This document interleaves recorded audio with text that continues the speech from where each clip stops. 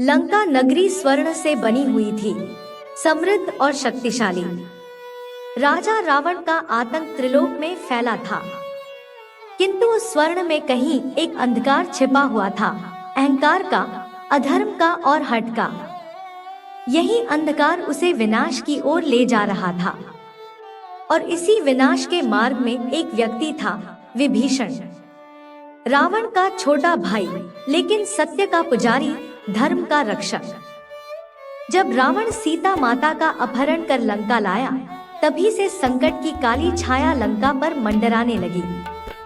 राम और लक्ष्मण ने उनकी खोज में दक्षिण की ओर प्रस्थान किया। हनुमान जी समुद्र पार कर लंका पहुँचे और सीता माता से भेंट की। उन्होंने अशोक वाटिका में जाकर उन्हें प्रभु श्री राम का संदेश दिया। हनुमान जी ने लंका को जलाकर अपनी शक्ति का परिचय दिया। यह घटना रावण के दरबार में आग की तरह फैल गई। तभी से लंका में भय का माहौल था, परंतु रावण ने उसे नजरअंदाज कर दिया। राजा रावण के छोटे भाई विभीषण एक धर्मनिष्ठ और शांतचित्त पुरुष थे।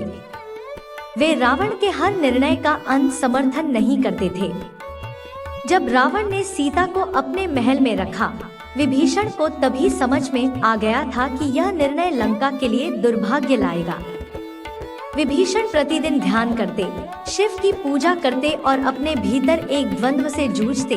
मैं रावण का भाई हूँ, पर मैं धर्म के पक्ष में हूँ। क्या मेरा मौन सही है? एक दिन रावण ने दरबार बुलाया। समस्त राक्षस मंत्री, सेनापति, कुंभकर्ण, मेघनाद और विभीषण उपस्थित हुए। रावण ने क्रोधित होकर कहा, राम एक वनवासी, वह मुझे युद्ध की धमकी दे रहा है। क्या वह मुझे जानता नहीं कि मैं कौन हूँ? मैं दशग्रीव हूँ। सभा में एक भयमय मौन छा गया। तब विभीषण धीरे से उठे और बोले, भैया रावण, कृपा कर सुनिए। आपने जो किया है वह अनुचित है। एक पराई स्त्री का अपहरण धर्म की मर्यादा के विरुद्ध है। सीता माता पतिव्रता है, उन्हें तुरंत लौटाइए। रावण ने आंखें तरेरी। क्या तू मुझे उपदेश देगा विभीषण? तू मेरा भाई है या राम का दूत?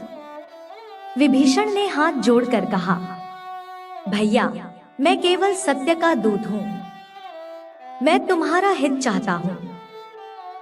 किसी ने बोले, भ्राता रावण, विभीषण की बातों में सत्य है।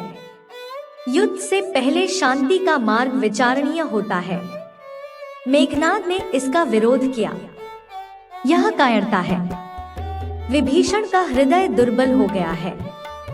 राम कोई सामान्य पुरुष नहीं, यह मैं जानता हूँ, किंतु हमारी राक्षस सेना अजय है। रावण ने गर्जना की, मैं झुकना नहीं जानता। अगर राम युद्ध चाहता है तो युद्ध होगा।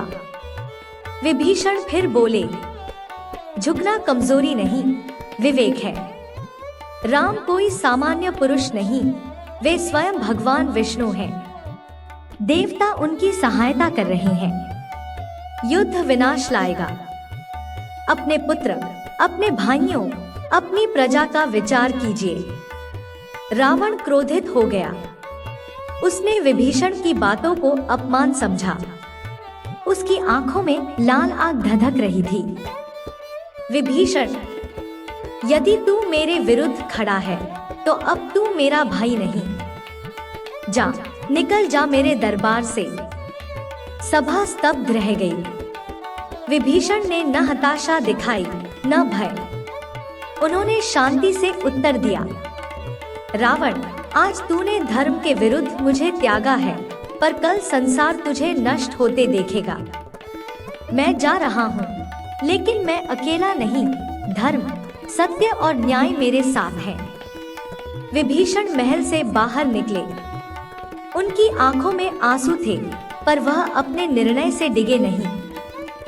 उन्होंने रावण को अंतिम बार देखा और कहा, भैया, एक दिन तुम मेरी बात को समझोगे, शायद तब जब बहुत कुछ खो चुके होगे। वह लंका छोड़कर समुद्र की ओर बढ़े और वहीं प्रभु श्री राम के पास पहुंच गए। श्री राम की शरण।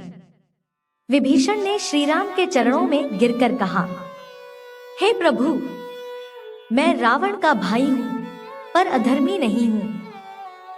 मैंने रावण को बहुत समझाया, पर उसने मुझे त्याग दिया। अब मैं आपकी शरण में आया हूँ।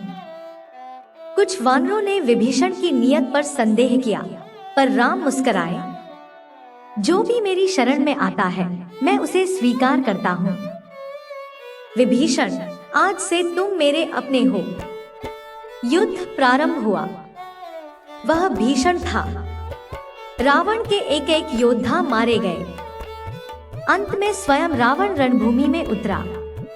राम और रावण के बीच घमासान युद्ध हुआ। जब रावण मारा गया, विभीषण के नेत्रों में आंसू थे।